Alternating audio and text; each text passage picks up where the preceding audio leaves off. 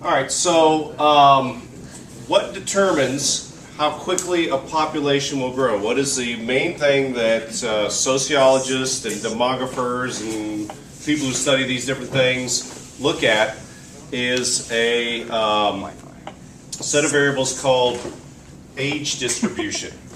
Okay? Age distribution. And that's simply how many individuals are in certain age ranges within that particular society. Is it a very young society where you have a lot of people that are in the 0 to 5, 5 to 10, 10 to 15 age groups, or what they call cohorts is another word for that?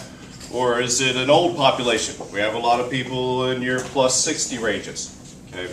So these things, these different types of age structures do occur in different societies around the world. As we'll see, there's a reason why a population will be in one or two or one or the other of these different age groups or the age structures.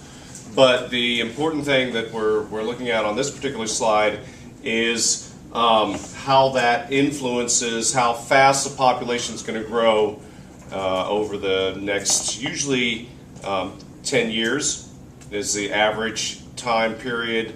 When we look at populations, you may know that in the United States, and I think pretty much all around the world, most industrialized countries, they do a census every 10 years. So typically when we look at population growth, we're looking at what's going to happen over the next 10-year period. Okay, so what we see is that those societies where most of the population is below the reproductive years, I'm going to give you 20 to 40. That's close enough. It's actually considered to be globally 15 to 40. Whoa. And I know maybe that sounds, Whoa. except for those of you who are teen mom fans, that may sound a little shocking to you, but you have to realize that in many developing nations of the world, it is common practice for girls actually to be married and start having children at that age. So that is considered to be by the, powers that be, the people that do this kind of stuff, they usually call those the reproductive years between 15 to 40. So what you find is that actually, rather than the fastest growing populations being those where the most individuals are in that reproductive age group, that because we go 10 years ahead, that actually we see our fastest population growth in those societies that have most of their members in the 0 to 15 group. Because once again, there's a 10-year jump there, and they actually break it down by fives, typically in most histograms, as we'll see in a minute. But there's a 10-year period there where you're going to have a lot of people going into the 15 to 20 and the 20 to 25 year age group, which, like I said, in most of the world is developing, that's the prime times in which women will have children. And also when women have children in societies or in general at a younger age, start having a younger age, they have more children. Okay, so this will, as we'll see, and I'll show you some what they call histograms, graphs of it, then you can just see pretty quickly. This is going to have the fastest population growth rate. Second to that is those where you're going to have most of your individuals in the reproductive years, because what's going to happen there, that means not only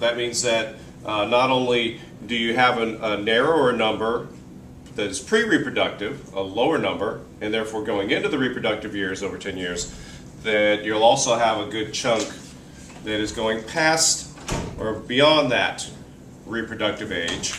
Okay, and that also means that those, since they're moving up in the reproductive age of 15 to 40, as you can see this as well in our society, even that once you get past 30, the number of children that women have, even though they're still in the reproductive age, is much lower. Okay, so that's why we see second highest reproductive growth rate. And then if you have a large number of people, the majority of the people in your society are past that reproductive age, past the age of 40, your population growth rate will actually go in reverse, because this is an aging population. You're going to have, of course, people dying. That's part of the equation. When we look at overall population growth, it's birth minus death.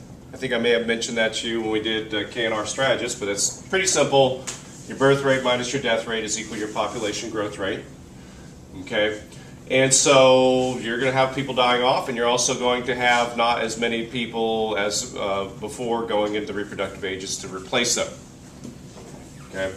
So you may end up actually having a shrinking population. We see this actually in some societies, countries. By the way, we tend to, of course, refer to societies as countries, of course, but society is a better term that you can use in the absence. Some countries do have different societies that operate differently and have different properties within them. So, but generally, we'll talk about when we look at these things as usually countries, entire countries and stuff.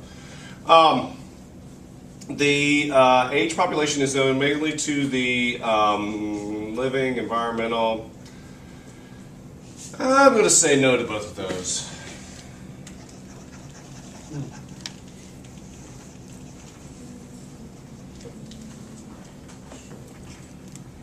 Economic conditions. And when I say conditions, I don't mean good or bad, okay? Just what is the basis for income generation in that society? Really, how does that society feed itself is what it comes down to. Feed and shelter that itself, and then above and beyond that, other things that are attained. How does that function? Is it mostly agricultural, or what we call industrial, or technical? There's a lot of different ways in which that works out, and it has a big influence on the demographics of the society. Once again, that kind of encompasses all this, the economics, the age structure, all these different things come together to do that. And then you have one particular factor that stands out, and that is within a society the role and the empowerment of women.